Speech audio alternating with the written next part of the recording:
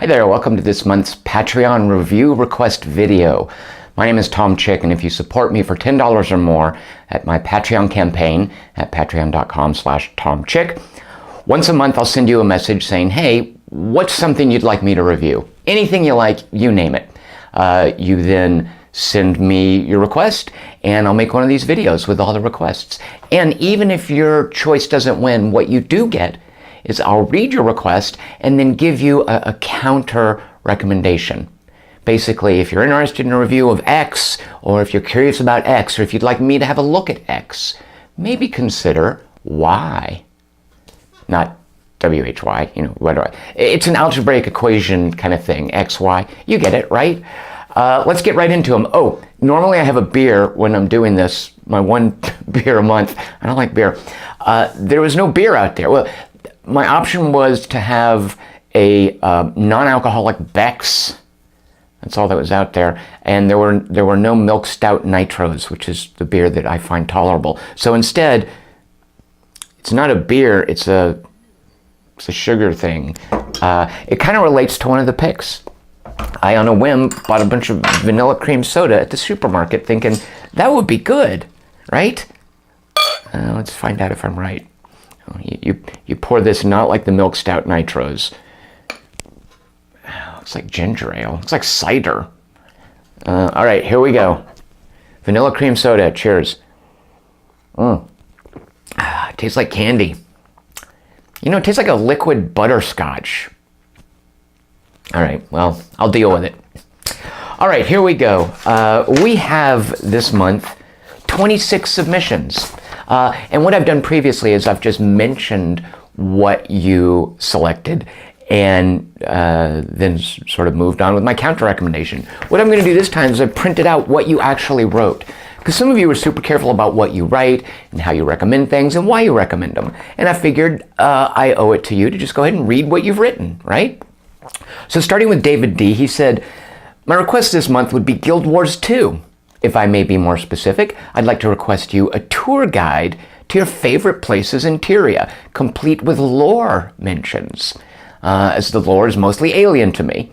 David says he's got one of the expansion packs that he's been playing, and he says, while I enjoy very mildly, he writes, the combat, I'm enthralled by the exploration aspect. It reminds me of what I loved in Lord of the Rings Online, where the Shire was so vibrant and welcoming. Man, Lord of the Rings Online was one of a kind, wasn't it? David D says, Guild Wars 2 is so nice that it doesn't put a wall in front of me. It lets me explore practically everything as I'm on my way to level 80. So David D, as far as lore, and I'd love to do this. This would be any excuse to get back into Guild Wars. I say get back into. Any excuse to keep playing Guild Wars 2 would be welcome. But as far as MMOs that have lore worth exploring, one of my favorites, maybe my favorite, The Secret World. Those guys, whatever issues I might have with the MMO gameplay, currently, it's called Secret World Legends. Their current free-to-play reboot, relaunch, whatever, it's got some pretty thin gameplay systems going that I'm not real happy with, but they're world building and the lore, and if you dig deeper into what they're doing, it's really rewarding. So there's my counter recommendation, David D, is Secret World. John R writes simply 2 words, Opus Magnum. Oh man, I've seen screenshots of this thing. I think it would hurt my head. Don't know what to make of that. John R, if you like stuff like Opus Magnum, my counter recommendation, learn C++. I was just programming stuff, right? Language, I don't know. So here's my serious counter recommendation. John R, you must be fond of the Fire Emblem games, right? Because I always found them more puzzles than tactical challenges or strategy games. So if you're real keen on Opus Magnum, and I am curious about it, it looks pretty. Like I've seen people posting solutions to the puzzles and some impressive looking trippy stuff going on there. So John R, if you're interested in Opus Magnum, my counter recommendation, Fire Emblem. Clay H says, lovers in a dangerous space-time in 4-player co-op. And he even makes some suggestions, including like some of my friends' kids that I might bring along for this. Which sounds a lot of fun, Clay H. Lovers in a Dangerous Space-Time is, I'd rather play that than Overcooked, I'll tell you that much. Lovers in a Dangerous Space-Time has people cooperating, presumably, to fly a spaceship through different challenges. And it's really adorable. You can be a cat or a bunny or whatever. Cute little animals. And it seems like it would be a lot less confusing, a lot less yelling at each other than in Overcooked, which I can't stand that thing. So Clay H, interesting. I like this idea, specifically exploring 4-player co-op as a solitaire game, single-player game. I'm not sure why someone would play this without other people. My counter recommendation, Clay H, and I mean this in earnest. There is a game that I loathe.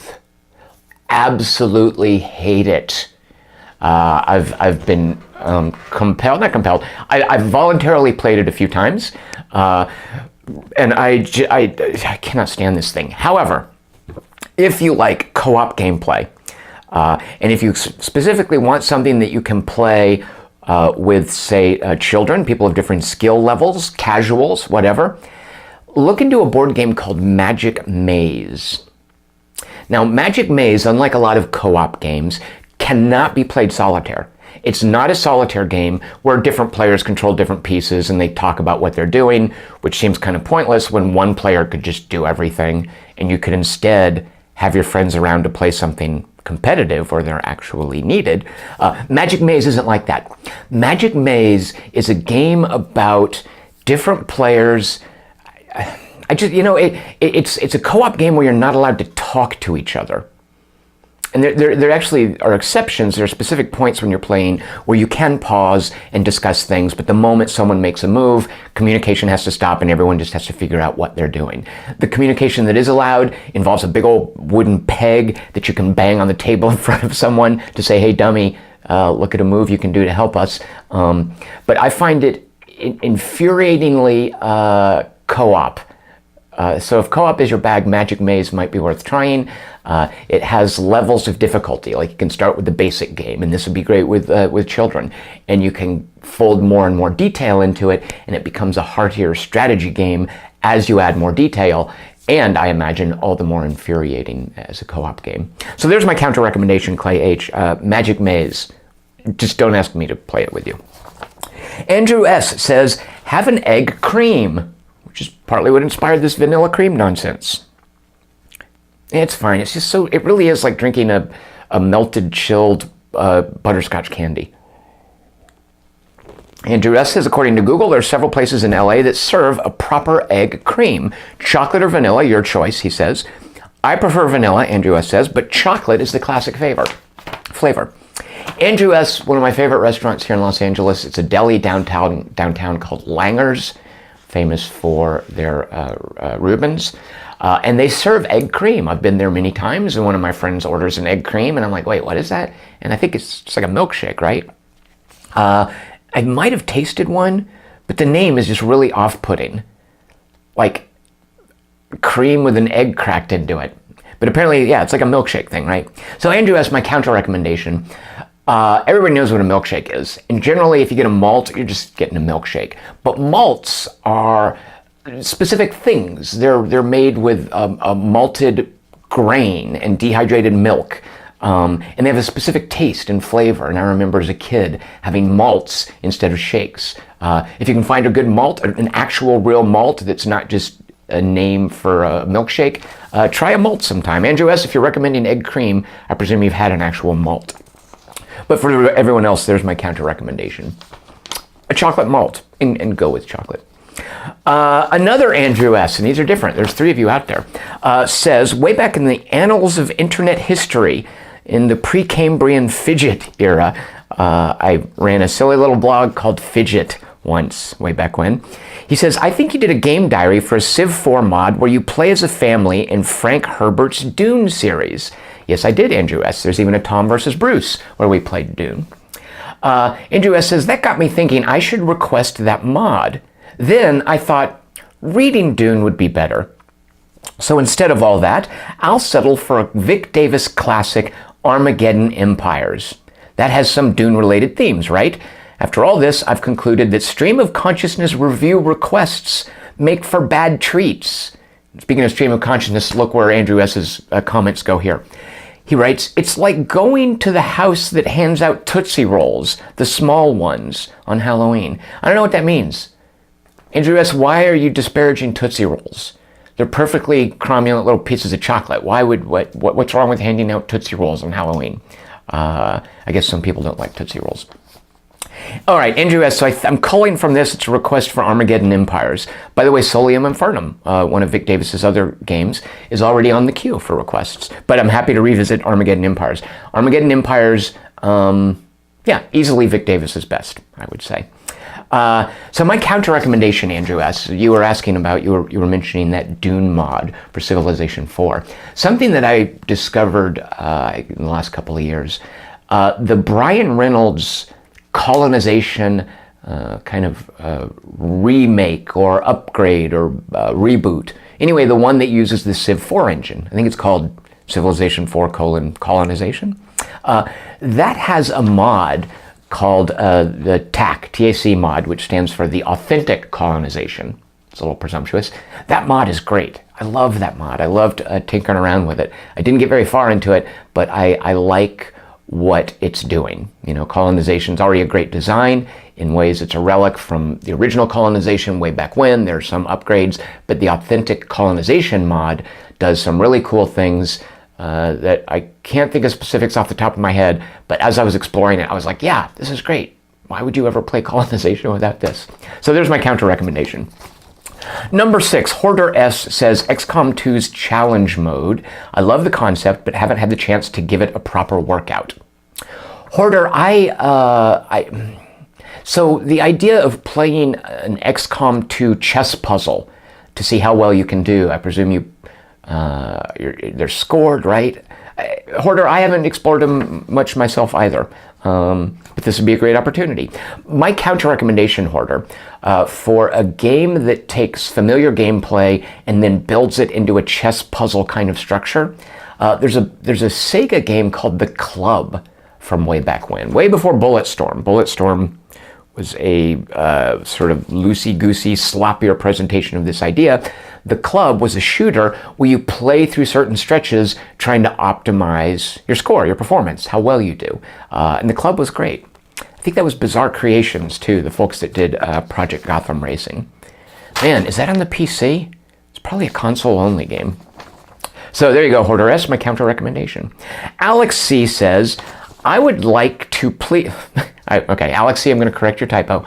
I would like you to please review the video game Heat Signature by Tom Francis.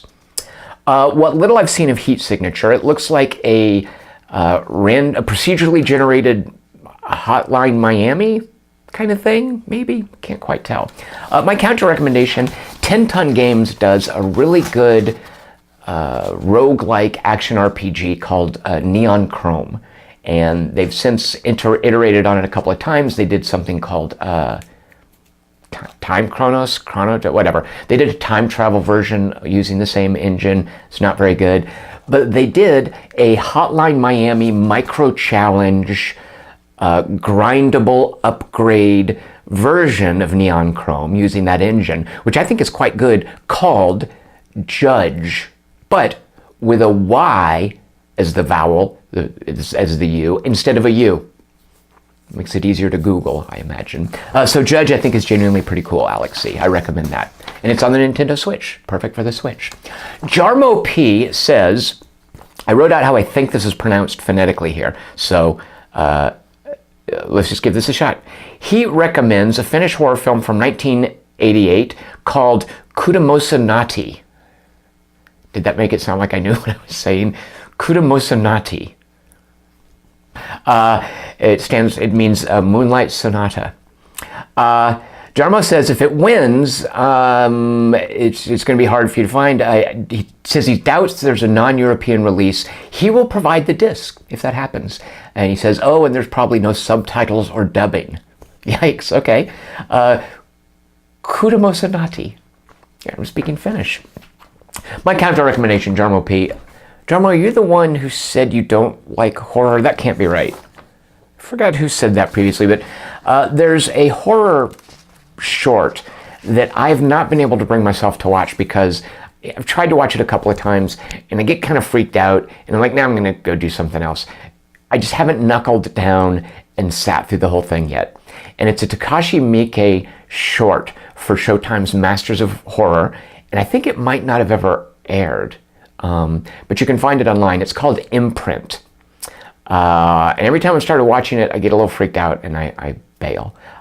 So Jarmo, watch that and let me know if I'm silly. I've also never seen Ju-On, the original one, because I start watching it and get a little freaked out. I'm kind of a baby about horror too, you know. Chris D, he requests Marmite. Chris D, here in California, ferrets are illegal. So I think I might have a problem with marmites as well. I'm not sure. But I'm up to the challenge. I'll see what I can do if it gets picked. My counter recommendation, do you guys know what fishers are? They're like otters or weasels, kind of. They're basically around Canada, and I think we have them in the northern parts of California. They're like little fox, weasel, marmoset, ferret kind of things that are really adorable and super expressive. So my counter recommendation to marmites, fishers. Trevor A says FUP, F-U-P, by Jim Dodge Short. He said it can be read in under 2 hours. It's a funny fable, ostensibly about an abnormally large duck, a possibly immortal boar. I feel like these are spoilers. A possibly immortal boar, some well-made fences keeping nothing in or out, a very old man, and a large boy burdened by the name Tiny. If it's under 2 hours, Trevor A., I presume you just basically told me everything that's in there. All right, interesting, Trevor. Trevor, here's my counter recommendation. I don't remember how I stumbled across this. I think looking into something Edward Gorey related. This sat for a while in my Amazon.com wish list, and I finally knocked it out of there and ordered it because it was relatively inexpensive, and I thought it was just a small, like a book. It's kind of a pamphlet. It's hardly a magazine, right? It's this weird thing called Stromwelpeter, which which is German for Shock Peter, Shockwave Peter, what is the titular character? Peter Shockhead, something weird like that. And it's just really weirdly uncomfortable. And like, look at this. The story of the Inky Boys. Yikes, that's dated. What is Shockhead Peter? Yeah, here we go. Shockheaded Peter. And they're these weird fables, presumably for children. But oh, look at this. The dreadful story about Harriet and the Matches. It's just weirdly colorful, grim German stuff. Oh, I'm not sure I realized this. The original German text is in the back, if you speak German. So there's my counter recommendation as far as absurd, weird little fable things. And again, I think I found that looking for some Edward Gorey bit, or I don't know how that ended up in my ownership. Sam S. Red Sorghum, an early Zhang Yimou film. All right, so my counter recommendation, Sam S., and then he writes something I want to get into here. I don't know much about it. I don't know anything about it. So my counter recommendation, just going off the word red, is an Andrea Arnold movie called Red Road, starring Kate Dickie, a guy named Tony Curran. It is a psychosexual thriller. Andrea Arnold is a very gifted writer and director who did Fish Tank, American Honey, and Red Road was her first movie. I recommend that. Sam S. also says, FYI, I was feeling nauseous a few weeks ago, so I took your recommendation and put on the overture to Parsifal.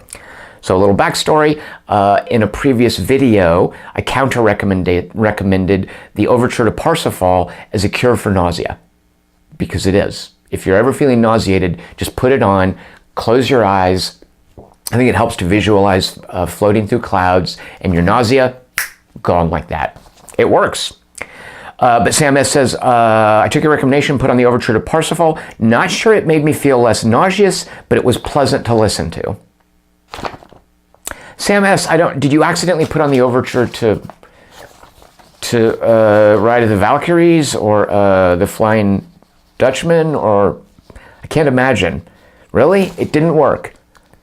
That might be a medical condition you want to look into. I can't imagine. Bruce G. says, the A Better Tomorrow movies. Note that this doesn't include A Better Tomorrow 3, as that is by a different director. These are John Woo movies. I loved those in college. My college roommate and I almost tried to become counterfeiters in the Hong Kong underworld because of these movies. Well, Bruce G. All right. Early John Woo, right? Okay. My counter recommendation, Bruce G. Play Max Payne 3. I would love to watch Bruce G. play Max Payne 3. Joseph M. says, a request for Consider Phlebas. Joseph M. has been recommending this for a while. He got me to read Ian Banks early on with a Player of Games, with one of these videos several months ago. So my counter recommendation, Joseph M. I'll try to come up with a new one for you every month until this gets picked. A game called Echo. Now hold that thought. I'm going to come back to it in a moment. Number 14, Gene V. Sometimes it's fun to try something indie and something less publicized. And since it's the Halloween season, these were sent in shortly before Halloween, by the way. Since it's the Halloween season, maybe something a bit unsettling, Gene V writes. Maybe too artsy for its own good. The Town of Light, he says, is supposedly a realistic walking simulator of a derelict mental hospital a teenage girl was committed to in Italy in the 30s or 40s. Weirdly specific, right? No zombies, Gene V says, but maybe unsettling creaks. Gene V, I went and looked this up and realized, oh yeah, I played the first part of this. I remember it being more baffling. I guess I didn't get very far with it, but okay, Gene V, my counter recommendation, as someone who has tried his share of these walking simulator things, my favorite walking simulator, I'm not even sure it's fair to call it this. It turns out kind of being this, but Soma is a fantastic game which is oddly unburdened by gameplay. Soma, if you haven't played it, I highly recommend Soma. I just finished playing Prey, and at its best, Prey struck me as a version of Soma trying to include gameplay. And I mean that as praise, by the way. Number 15, Colton W. I would like you to review the Channel Islands. Colton W., I presume you mean, so off of Santa Barbara, there are these series of islands called the Channel Islands. I honestly don't think there's anything on them. I don't think it's like Catalina where you can go out there. That can't be right. Maybe you can go out there and hike or something. I know the Channel Islands as diving spots for scuba diving. So I presume that's what Colton W. is referencing. Colton W., my counter recommendation. Here off the coast of Southern California, we have abandoned oil platforms. They're shut down. They're no longer functional. But they're still there. You can see them from the beaches. I went on a diving trip, 10, maybe more years ago, where a boat goes out to one of those things, and it can't get too close because they're crazy ocean swells. It's open water out there. It's very deep. And a boat goes out there, and it parks a ways. It doesn't even park. I mean, it can't throw an anchor down. It's still got the engine going. It goes a ways off of the oil platform and drops the divers in the water, and the divers swim over to the oil platform and then drop straight down. And it's, I think, the eeriest thing I've ever done. I've done night diving. Night diving is oddly not as scary as you might imagine. But diving in the open ocean where there are these huge struts just descending into blackness and just blue water all around you. There's no coast. When you dive in shallow water, there's a sense of the ground beneath you, the bottom of the ocean, and it sort of helps you maintain a sense of being in the world. But this is like open space, and with these huge struts, it's almost like being in a cathedral, kind of. Anyway, that was fascinating. That was an unforgettable dive. It reminds me, by the way, that's part of, I think, what I liked about Soma, is Soma tries to capture this idea of the eeriness in dark, open ocean, although Soma is also at the bottom of the ocean. But there are parts of Soma where a huge structure just recedes off into the blackness of the empty ocean. It's really freaky. So Colton W., there's my counter recommendation. Colton W., if you want to come out to Los Angeles and dive those oil platforms, you can stay here with me. I'm offering you a place to stay. You know what? I'll go with you. I would love to do that again. Sandhu B. Run in California's 28th Congressional District primary election on June 5th, 2018. All right, Sandhu B. Huh. Now, my issue with this, so my representative in the House of Representatives is a fellow named Adam Schiff, who's the representative for the 28th District, which is where I live. Adam Schiff, I think, is doing a heck of a job. He's the ranking Democrat on the House Intelligence Committee. He is staying on Trump's ass like a terrier with all this Russian collusion stuff. I'm quite happy with Adam Schiff. I wouldn't want to take his job. So Sandhu B., here's the deal. I'll do this. If this gets picked, I will run. But I will not try to win. That's right. I'm going to throw the election if I get picked and if it gets drawn. This is just for the primary too. I think anybody can join a primary. There's something like if you get a certain number of signatures, you don't have to file a fee. But if you don't get that number of signatures, you have to file a relatively expensive fee. Otherwise, you can be a write-in candidate. I don't know. I'll have to look into this. Actually, Sandhu provides a helpful link to ballotpedia.org that I could click on and find out more information. Sandhu B., my counter recommendation. I don't know. This isn't really a counter recommendation. I should say my experience with politics. A review. How is this a counter recommendation? Okay, here you go. I'm counter-recommending a review of class treasurer for Parkview High School, class of 1984. Yep. Oh, by the way, I was that. Not really. Like I don't remember how. I was somehow talked into this by an adult. Tom, you should put your energy into being into a class treasurer. I don't remember how this worked out. But I did it, and I wrote a speech that had some stupid thing about Roman coins and like the Roman sense of currency and something about society. I just remember a bit about Roman coins, and in the assembly where the four people who have thrown their names into the hat, they get up and they read a little speech. I remember getting to the part about Roman coins, and the kids who were forced to sit in this assembly listening to this, like tittering or laughing, maybe cheering, I don't know, but it got a reaction. And I remember thinking, what are they reacting to? Did I say something dumb? Is this something cool and they like it? Or anyway. So that's the sum total of my political experience. If Sandhu B's pick is chosen, look out, House of Representatives, here I come. Not really. You're fine, Adam Schiff. I'm not going to try to win. Number 17, Matthew J. First of all, he thanks me for last month's counter recommendation of Justified, because Clayne Crawford was brought up, who's an actor who I first discovered on Justified. I love this guy.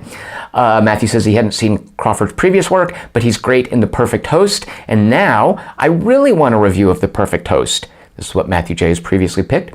So put The Perfect Host back in the bag and then pull it back out. All right, Matthew J. So I don't know. I mentioned last month, I think The Perfect Host is probably a horror movie about a host who murders and eats his guests, his dinner guests. I don't know why I came up with that. Here's my counter recommendation, Matthew J. This board game, which unfortunately I don't really like, is about people running an inn where they murder the guests and then have to dispose of the bodies. A cute theme. Love the artwork. Oh, well, I would pull out cards. You can just see by this guy. I love the artwork in it. Unfortunately, I don't think it's a very good game design, which is sort of odd for me to be counter-recommending it. But, well, there it is. You might like it. Okay, Ian S., number 18. I would like to recommend Codex, the deck-building RTS hybrid from Serlin Games. It is excellent. In my counter recommendation, when I was thinking of deck builders, I think my favorite deck builder And saying a lot because there's some very good deck builders out there I really like. This thing I don't think gets enough attention or enough recognition.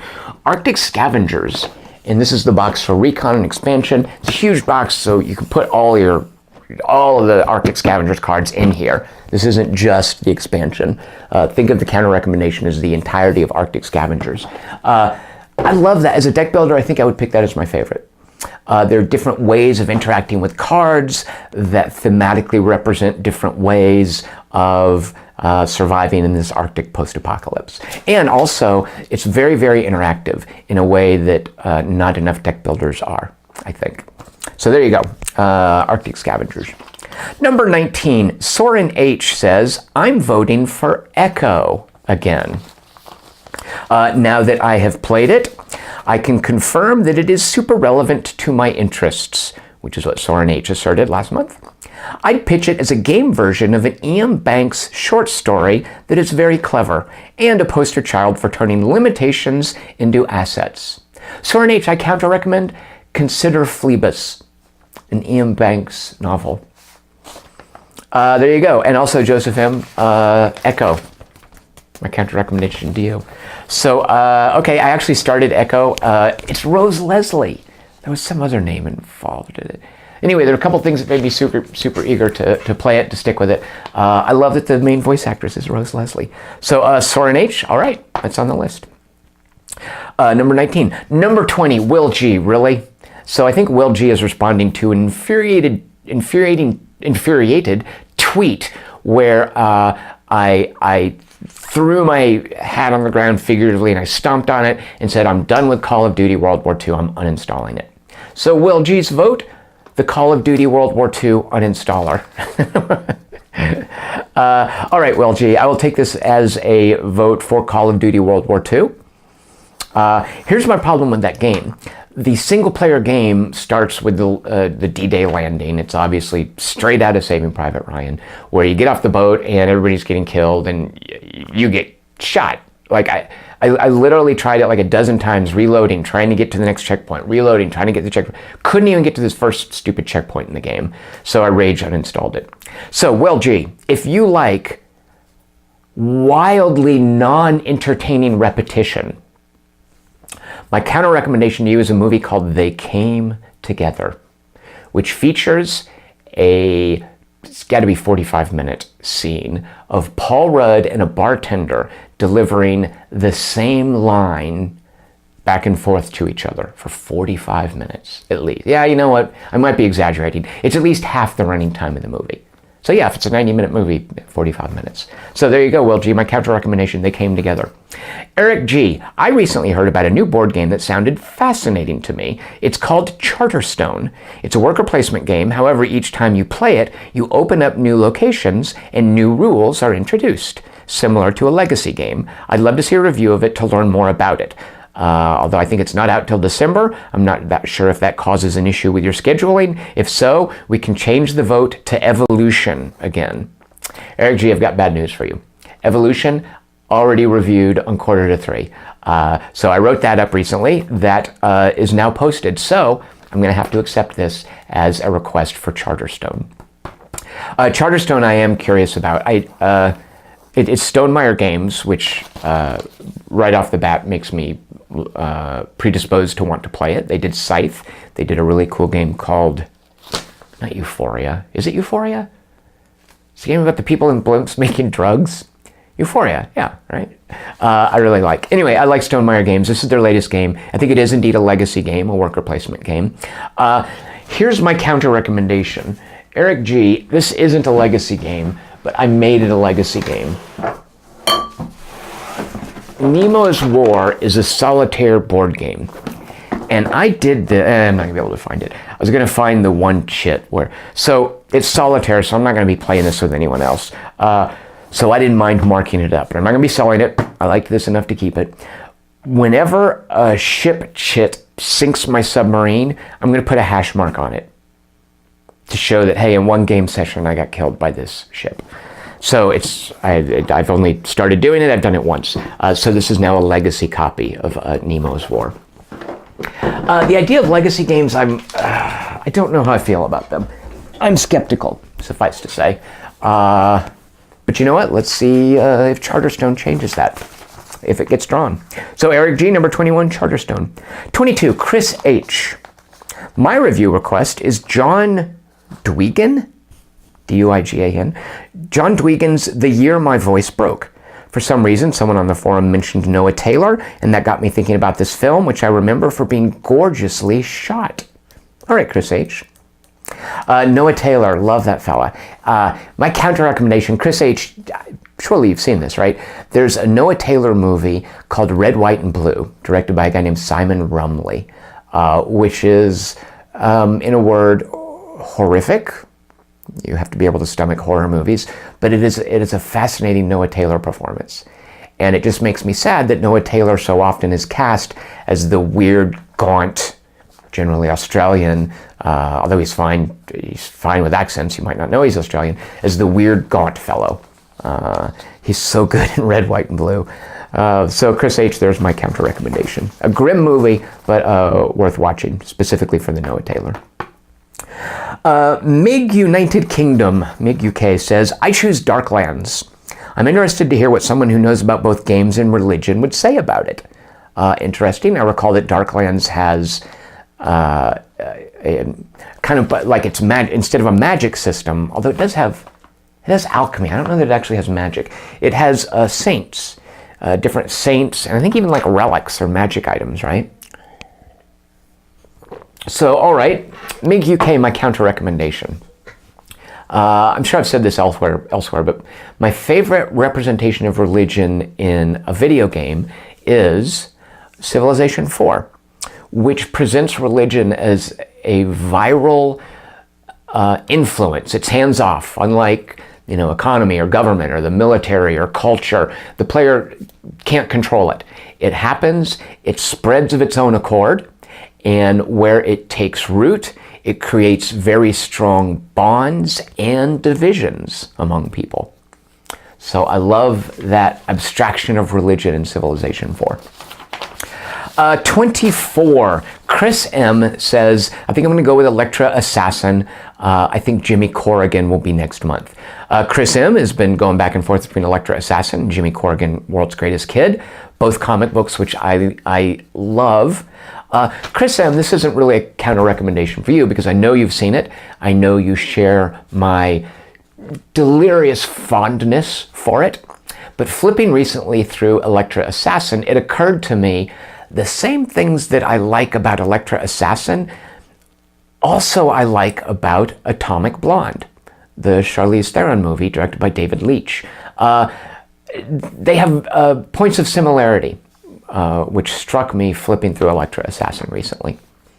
I've never seen the Electra movie.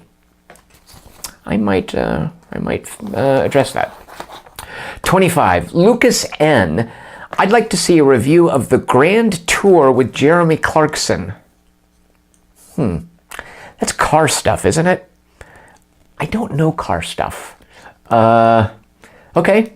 The Grand Tour with Jeremy Clarkson. It's just a British guy driving cars, isn't it? I don't know how they would make a TV show out of that, but okay. Lucas N. Lucas N, my counter recommendation when it comes to driving cars, The Crew. Ubisoft's open world driving game. The Crew 2, out early next year.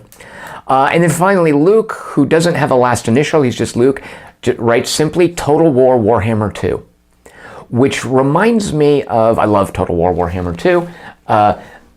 The Creative Assembly used to do all these history games, and with Total War Warhammer, they just went crazy with fantasy, and they've just knocked it out of the park. Total War Warhammer and Warhammer 2, what little I've seen of it, are great, and it reminds me of, and this holds up, Ensemble used to do historical RTSs. And then one day they get a wild hair and they decide, hey, let's do some wacky fantasy stuff with mythology. Greek mythology, Egyptian mythology, what's the other race? Greek, Egypt, Vikings, Norse mythology. The add-on is, Gaia mythology? I forget what that's supposed to be. At any rate, Ensemble's Age of Mythology. You can get a remastered version on Steam. That holds up. That's great stuff. All right, we have 26 entries this month. Here we go. I am asking randomresult.com to choose a number between 1 and 26. Let's see how much fumbling around. Go. And the number chosen is 21, which means our winner is Eric G. Charterstone. All right, good. Let's see if my mind changes in terms of legacy games. And you know what? It's Stonemaier games. Of course I'm going to want to get this. So good. Congratulations, Eric G. We'll take a look at Charterstone. Quick update to let folks know.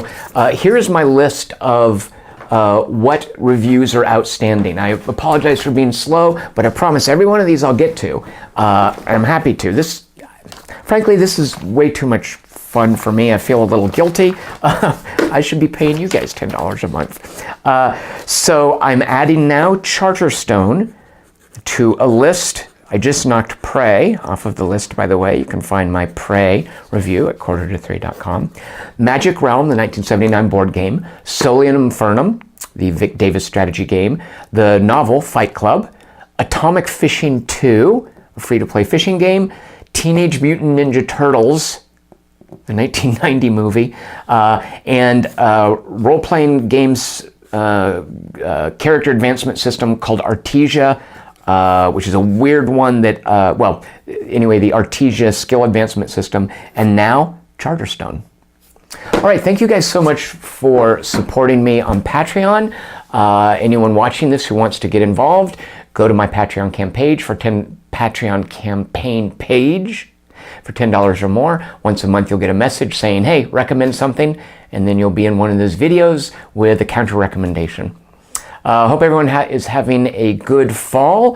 Happy November. Happy Thanksgiving coming up. And I'll see you sometime before Christmas. All right. Cheers.